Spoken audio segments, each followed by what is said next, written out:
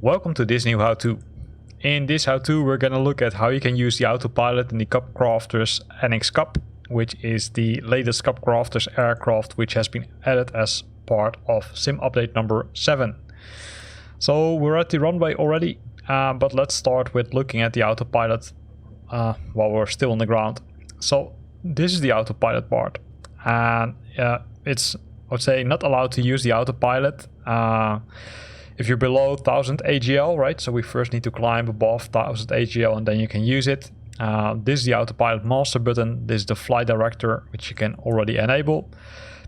This is the level mode, and this is the vertical speed up and down, the FLC mode, also known as the IS, the VMV, the vertical navigation, and the vertical speed, the altitude hold, the approach, the nav mode, the heading mode. So let's start with the AP, which is the main button to switch on the autopilot. So once you switch it on, you will see it being indicated in most cases here. And that's the same thing for the flight director, right? So if you see that I'm selecting the flight director, you see that roll and pit are, I would say, highlighted here. And you can also see some other differences, like the pink line is now shown here, which is good.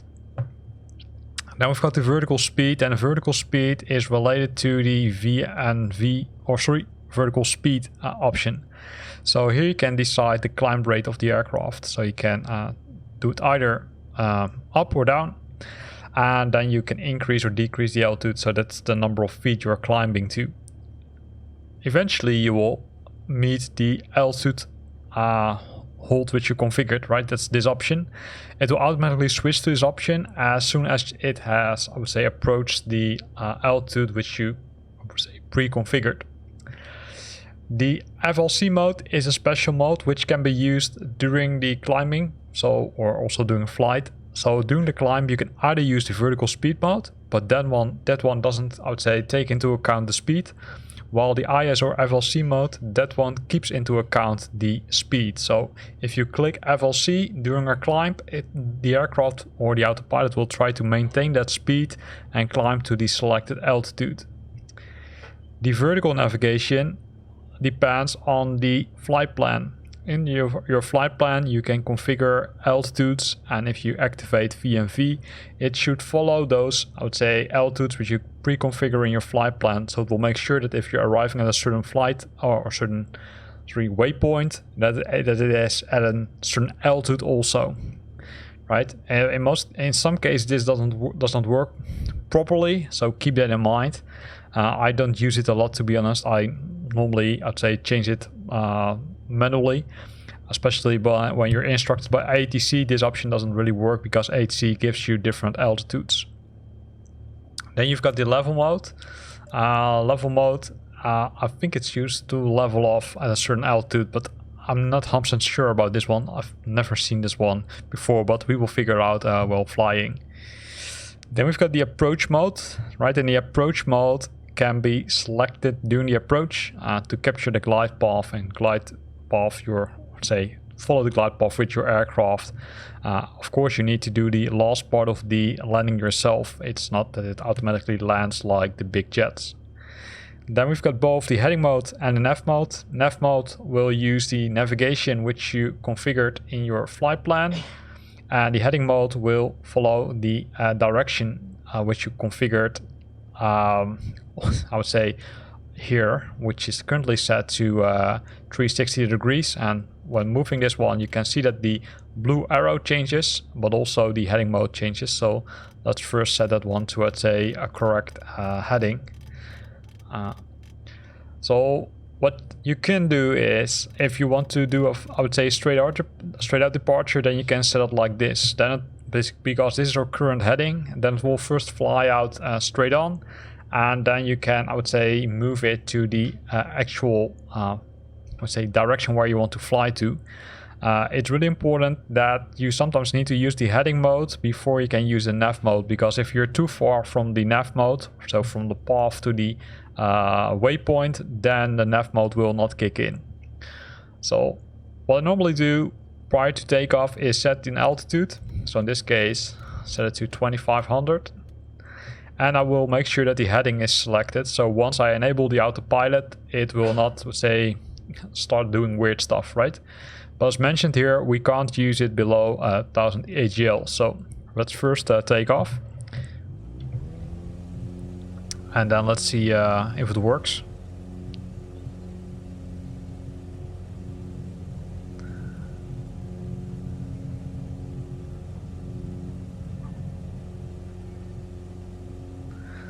So we're at the climb rate. So now we can keep an eye on the altitude, right? So make sure that you're not climbing too fast, because then your speed also decreases too much.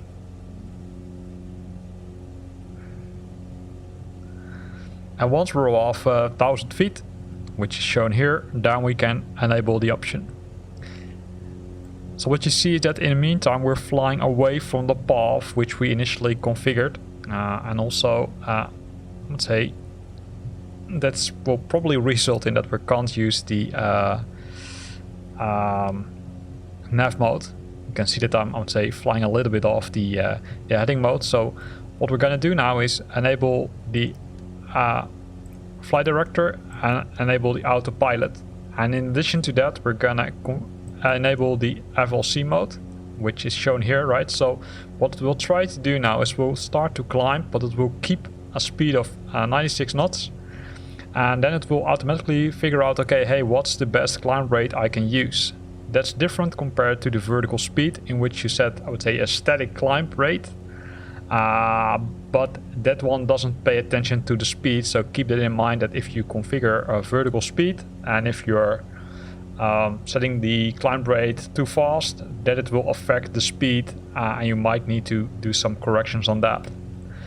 Does it mean that it automatically throttles back? No, as you can see, it will try to maintain the speed, but it does not go below the speed. So you have to do the, I would say, decrease of the throttling yourself by using the throttle. That's completely different compared to, for example, the A32 NX or the 787. So we're flying away a lot from the initial path. So what I'm now gonna do is try to enable the nav mode. In some cases it won't work. In this case it looks like to work. It is, I would say, it depends on which aircraft you're using and which autopilot you have, but I've seen scenarios where it didn't pick up the signal, and then you will see that this one stays on nav. In this case it goes to GPS, which means it picked up the channel and picked up the route to the say waypoint which we configured. So let's see what it's gonna do. The weird thing is that the aircraft itself looks like to turn different than shown here. So always keep an eye on if you're flying into the correct direction, right? So don't trust the autopilot for 100%, because currently you see that it flies this direction, which doesn't make sense because we configured FG as the next waypoint, although I think that based on this it has already skipped it.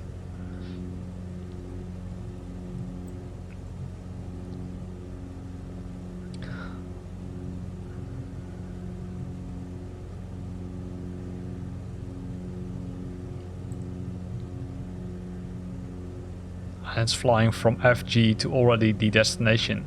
So to make this correction, what we need to do is we actually need to first fly to FG before we can, I would say, fly to the airport itself. So based on this, we know that FG is in the 215 range. So if we would open the map here, you can see that FG is here. So let's switch off the GPS mode, which you can also do by this, right? You can also click here and then manage the autopilot. So it can either be done here or by pressing the option here, and then you can adjust the settings. So we're gonna switch back to heading mode. In normal cases, what I do recommend you to do is make the change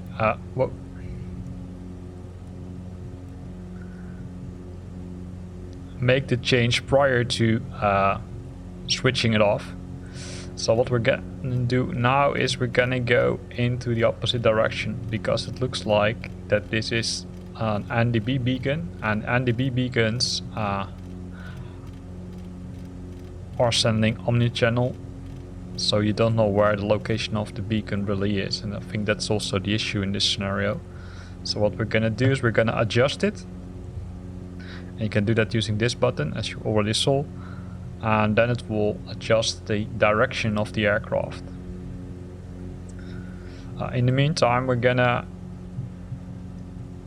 decrease the RPM and also pull out the mixture a bit to ensure that we're flying, I would say, a little bit cleaner. So we're having, I would say, we're using less fuel. Keep an eye on the speed itself, but also keep an eye on the RPMs. The RPM should go down in this case. I might ask, okay, hey, why are you flying this direction instead of directly going to FG? Well, I want to make the turn here correctly, right? So if you say set it too sharp to this beacon, then you can't make the turn in time, which results in all kind of other issues. So what if I want to change my altitude now? Well, you can change the altitude easily by using the altitude button. That's here, right? So you can change it to, let's say, 2700 feet. If you want to use the flight level change mode, you need to press the FLC mode again, and then you will see that it will start to climb again.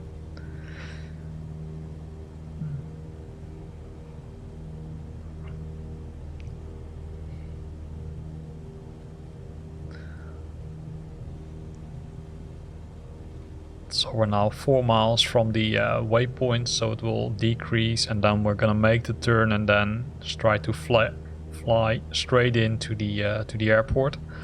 Another thing, of course, what you can do is you can use the procedures button, right? So if you say, okay, hey, the destination airport, I want to use a different approach, you can select it from this list.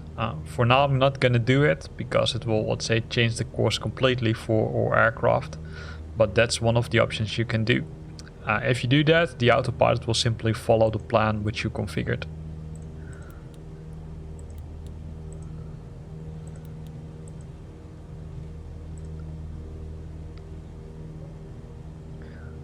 So we're gonna set it like this. So here we're flying, right? So we're gonna fly to this one. And you can see that on the VFR map it shows a complete different route.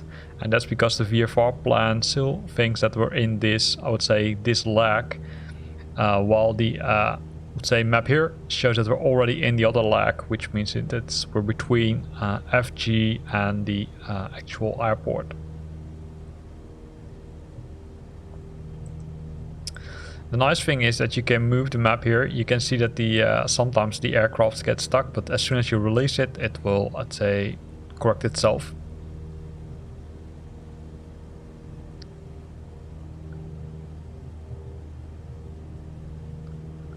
So we're now flying at 2700 feet, right? You can see it has increased.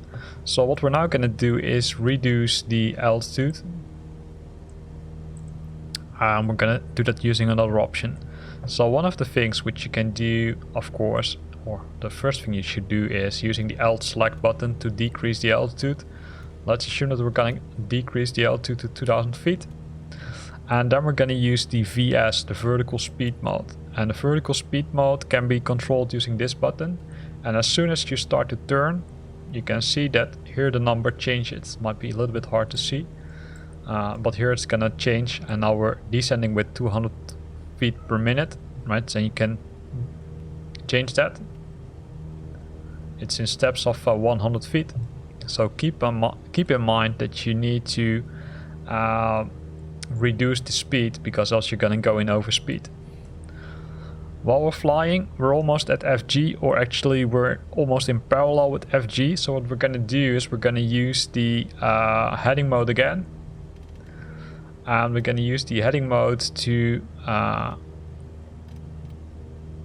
configure the flight. We need to go to the west.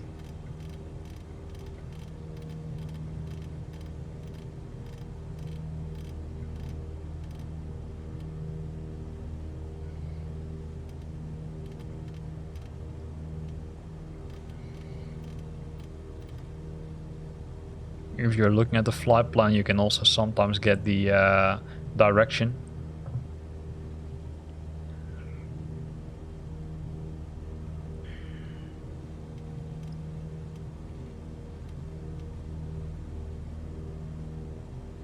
So what we're gonna do is we're gonna fly to FG, and as soon as we're at FG or bypass FG, I'm gonna enable the nav mode again. Then it should follow the flight plan, because then it will have skipped to the next one, to the next destination, which is LFMT, which is the airport itself, right? So let's wait. And that's also what you can see here, is that it gives you the direction, right? If we would fly into this direction now, that would be good. So we're close at it, so we're gonna press the nav mode again. It changes to GPS, so let's see what GPS does. Initially give the GPS some time, because it sometimes needs to make a large correction, right? So keep that in mind.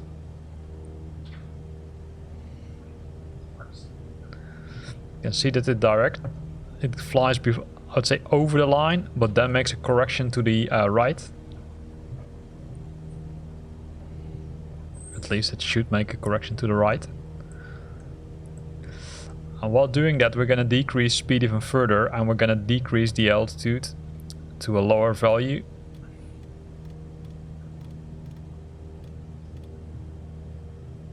Well, we're going to go to 1000 feet, and after 1000 feet we need to switch off the autopilot. So we're going to use the option here again, and we're going to decrease speed further, because we're going to fly over the airport. We're not going to land at the airport, because if we wanted to do that, we should have decreased our altitude already massively, right? Because if we would now look over the or out from outside, you will see that we're flying over the airport, because the airport is below us already, right? We're already over the runway itself. But it's just to show you, okay, how this part works. One of the other options you can do, and that's one we didn't discuss yet, is the approach mode. And to use the approach mode, you need to use one of the procedures to, let's say, land at a specific runway. So what we're going to do is we're going to select approach, and the approach can be for runway. Well, what shall we do? Let's go to the outside, because we were just flying over the airport. Then we can easily see it from the top. It's runway 12. So I'm wondering if the other airport being shown in our list was correct. 12 Lima. So let's do LFMT. So let's go back one option. Go to the flight plan. LFMT.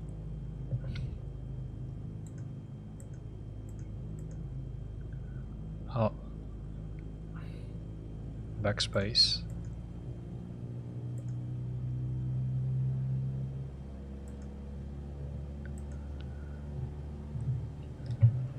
You always need to keep an eye on the autopilot, because in some cases it starts acting weird, as currently it does. So we now have LFMT. We can go to the procedures, approach, LFMT, runway 12 Lima. Well, if we look out from the outside, runway 12 Lima, we already can't see it anymore. So let's assume that LFMT VOR approach 12 Lima is fine. You can select the sequence. This is the order in which we're gonna fly to the airport.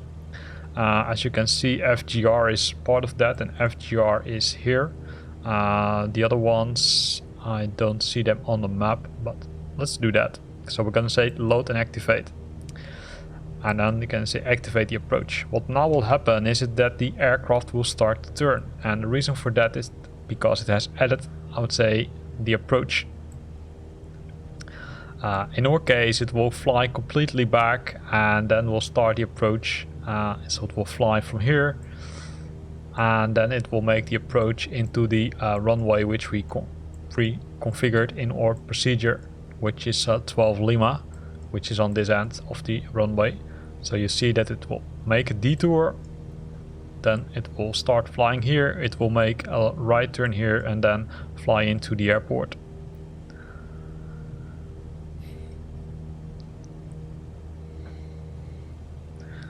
but that will take some time. So I will let the aircraft do, I would say, what it needs to do.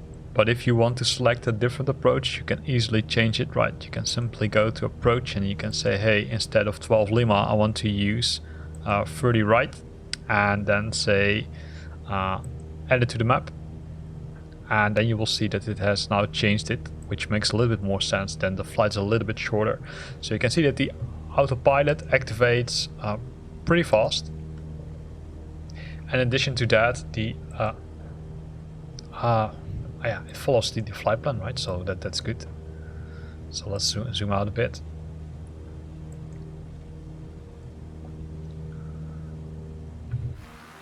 So in the meantime, right, we can look from the outside. So here the aircraft is. And if you would look at the VFR map, then you will see that it will start making the change after we passed FGR. So we can look at the flight plan here, active flight plan, and the active flight plan will now show us the approach we configured. So here we are. So it says FG to FD30 Romeo, and then here you see the altitudes, right? So if you would activate the VMV mode, we can try if it works. Then it should follow these altitudes. Again, should.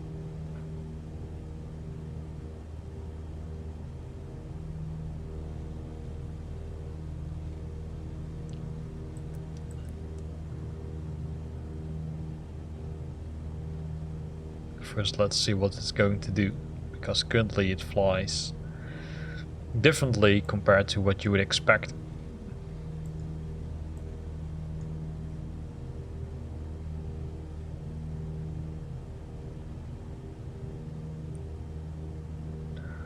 So currently it's going to FDR 30 Romeo. So time it will take us is 3 minutes. It's 5 miles flying. So let's see if we can activate the VMV mode again.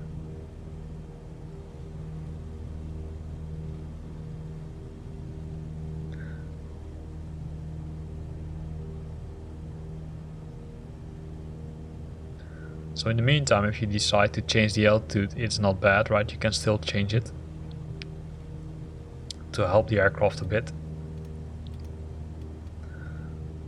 So we're going to say we need to fly to 2000 feet, and then we're going to activate the flight level change mode and see if it will start to climb. If it doesn't, then deactivate it and reactivate it.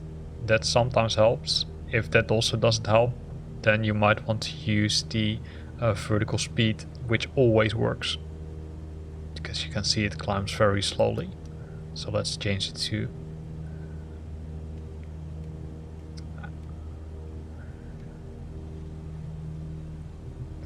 don't forget to look at your throttle.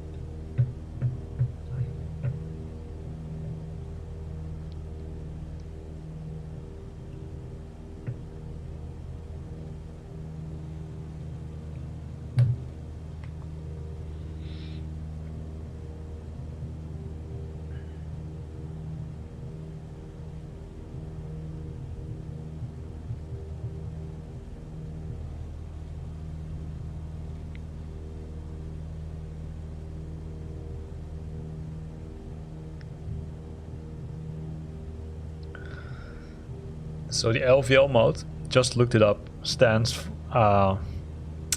ensures that if you enable it, that the aircraft will go to a straight and level flight.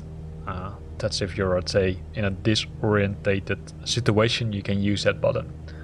So in this case, we're not disorientated, so we don't need to use it.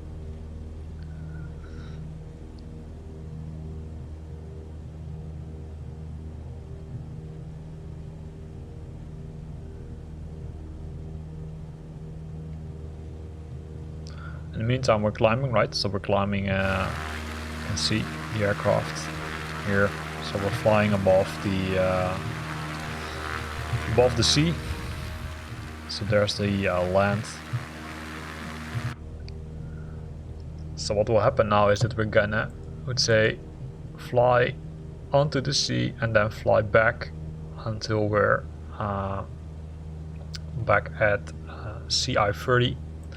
In some case you won't see the other waypoints listed here clearly, also not on the VFR map, right? If you look at the VFR map you don't see anything here, but here is FD30, right? So actually it makes a huge detour by flying a circle and then going back to FD30R. That's automatically being figured out by the autopilot or by the flight plan itself. In this case you could also have decided to fly first to CI30R and then to FD30R, but this is the official approach, so let's simply wait. You can see that the time increases because we're flying away from the waypoint. So in this video you will see different chapters, right? So if you want to skip, I would say, the flying part to FD30, then skip that part and click on the chapter FD30R, and then you can follow it from there on. If you want to stay and listen to some hints and tips or some other, I would say, discussions, then feel free to stay in this this part.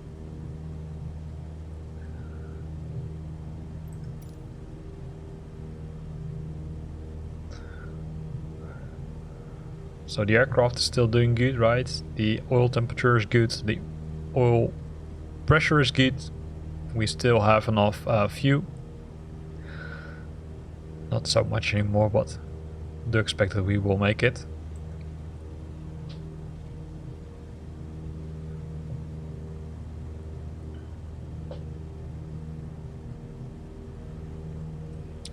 So let's see.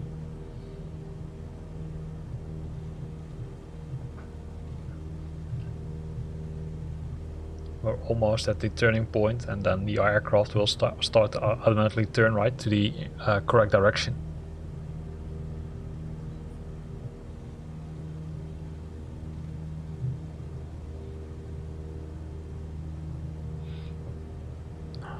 It's kind of weird, strobes are not on, nav is not on, and light poles also not.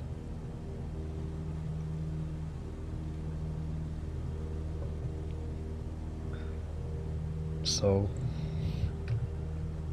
the altimeter is set correctly, also very important.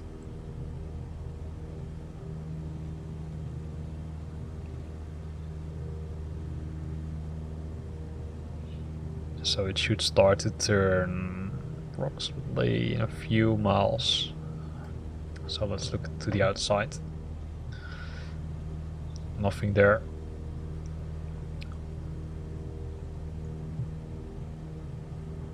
So one of the important things is that you need to reduce your speed, I would say not as soon as you hit that specific waypoint, but in time, because else you will make the approach far too fast.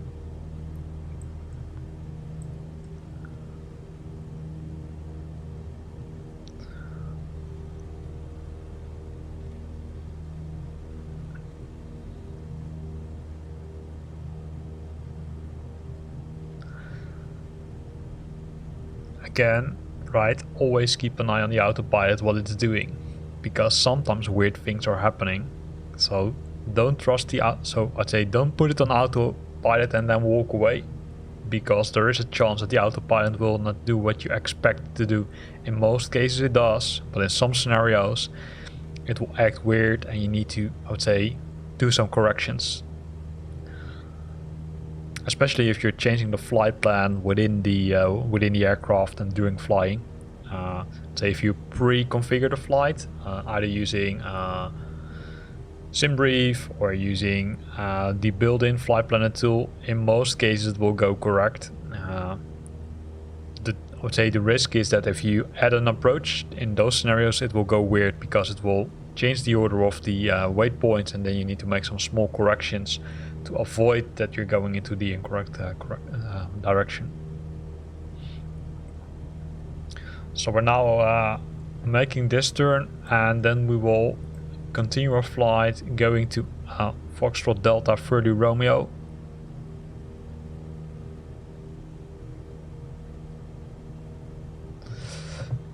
few of you asked, okay, what kind of buttons do you have on the top? One of them is the toggle active, which is a default one, and then the next one is the GTN 750 add-on, which is available both as a paid version and a free version. It will add some nice things, specifically if you're using the GTN 750, then you can use it. This one is for Navigraph. Navigraph is a paid add-on. It's a subscription which you need to have to, for example, look at all the maps, plan your flights. It has a, let's say, large integration with SimBrief, so you can plan your flight in SimBrief and then load them into Navigraph.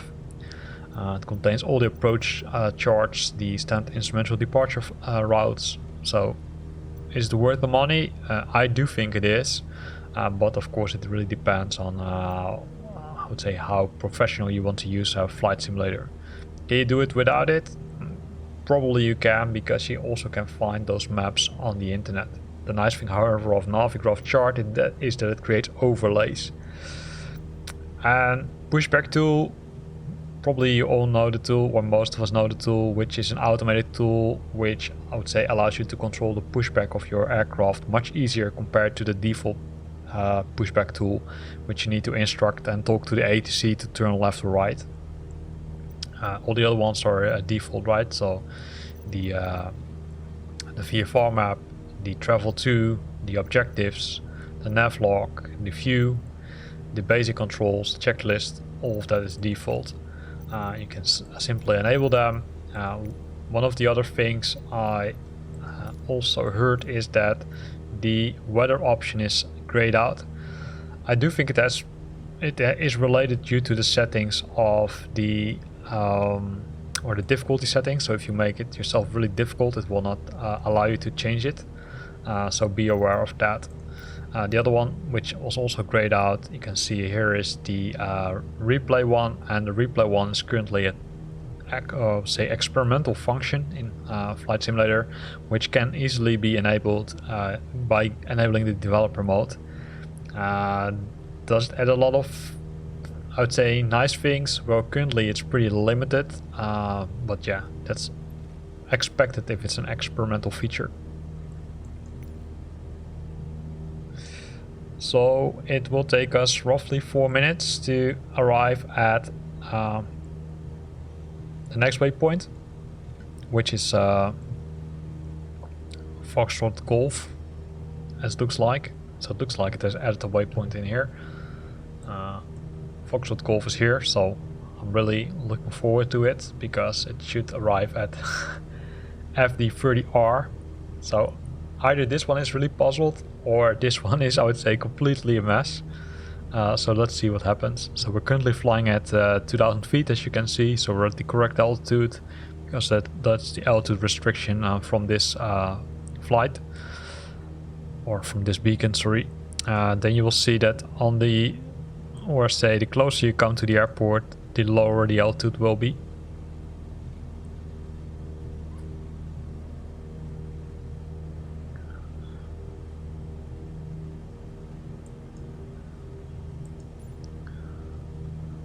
So we're still above the sea and still making the turn. It's a slow turn and small corrections which the airport, the autopilot is making.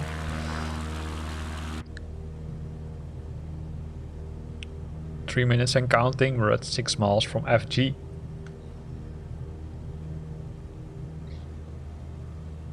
Can also see that the bearing changes, and also the TRK. So for this flight I didn't request permission to land. Of course you normally need to do that. You can't simply say fly into an airport and then land. If you want to do that, you need to use the ATC option, which you can find here, right? So you can tune into Montpellier approach and then request flight following. Montpellier approach CubCrafters Alpha Sierra X-Ray Golf Sierra is type CubCrafters CC 1911 miles south of Montpellier, 2000 feet. Request flight following. CubCrafters Alpha Sierra X-Ray Golf Sierra Montpellier approach. Squawk 2206. Squawk 2206 CubCrafters X-Ray Golf Sierra. CubCrafter's X-ray Golf Sierra radar contact 11 miles south of Montpellier, 2,000 feet. Altimeter 29.94. Roger, Acknowledge CubCrafter's that. X-ray Golf Sierra.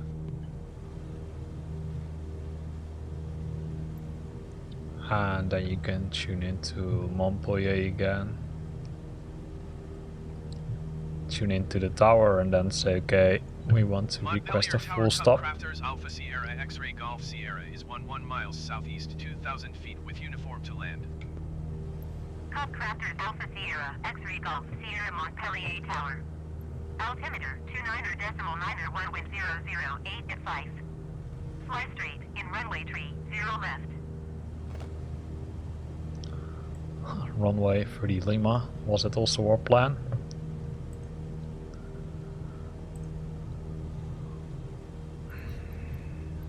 I'm gonna select on a different runway. We're gonna select right. Then we're gonna Montpelier request Tower, it. Can CubCrafter's X-ray Golf Sierra get runway tree 0 right? CubCrafter's Alpha Sierra X-ray Golf Sierra In most cases, they are Montpellier fine. Tower. Altimeter 29.91 with 008 at 5. Make straight in runway tree 0 right. Then we're gonna acknowledge Make it. straight in runway tree 0 right, CubCrafter's X-ray Golf Sierra.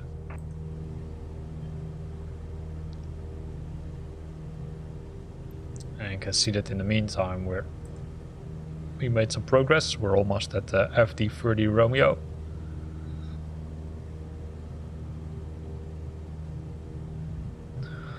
So, can you use the approach mode? That would be the next question. Well, yes, you can. Is it required to do that? Well, not in this case. Or we didn't request an ILS, let's say, approach or landing. So in those scenarios, you don't need to use it, but you can still use it. You don't need to use it, but you can, if you want. Will it change a lot? Yes, it will change a lot because it will automatically enable that nice view here where you can see if you're correctly in the climb rate or not. So you can see that we're now at the correct route straight into the airport, or straight into the runway, I should say.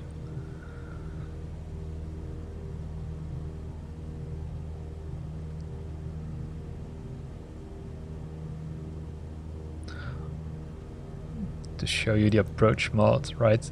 You can activate it, but as long as it is in white letters, like currently, it doesn't do anything. As soon as these two become green, which is the GP, which stands for glide path, and the VL, which stands for vertical altitude, right? So this is the altitude. Then it will become green. Clear to land runway tree 0 right. Oh, we're gonna Clear to acknowledge. land runway tree 0 right, CubCrafter's X-ray Golf Sierra. Can use the flight plan. I'm gonna decrease altitude.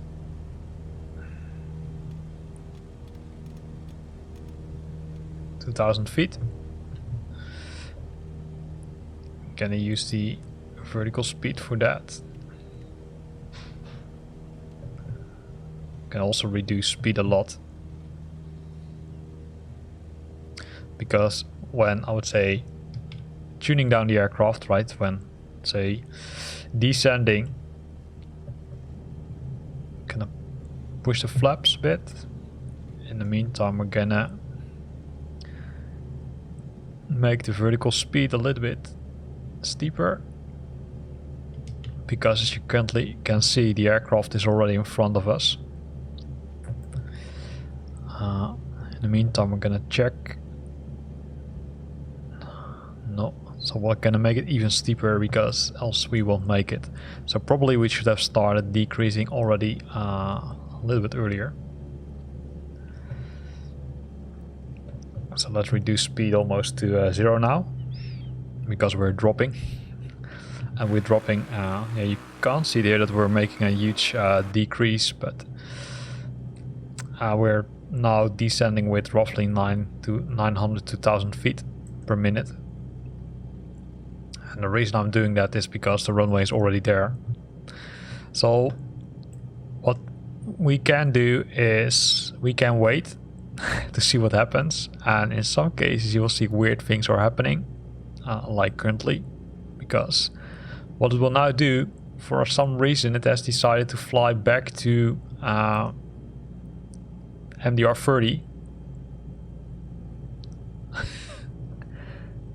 And those are the things which I mean with, okay, you need to stay with the aircraft yourself. Also keep an eye on the speed.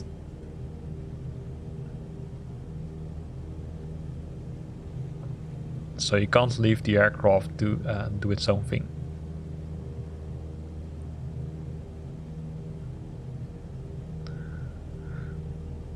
So what we're gonna do now is, because else it will completely fail, it will become a mess. And we've switched off the autopilot for now, because we're also not gonna make the ILS approach, which you can do. If you're having ILS approach, then you can use the approach mode, which will capture the ILS signal and glide path correctly. Currently we're gonna make a huge descent, and probably if professional pilots will see this, they will say, hey, you're not doing it correct. I'm aware of that. So the poppy light is burning, one of them at least, and we should have idly 2 of them being switched on, right? So you can see that the right autopilot warning is now being displayed. But we will leave that for now. That's, I'd say, not an issue. It simply warns you, hey, be aware that the autopilot is off. Well, we already knew. I'm gonna decrease the altitude a little bit because we're above the glide path. Now we're good.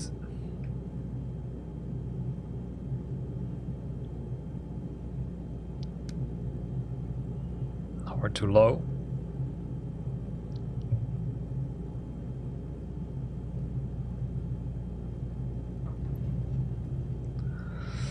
And now we're on the ground.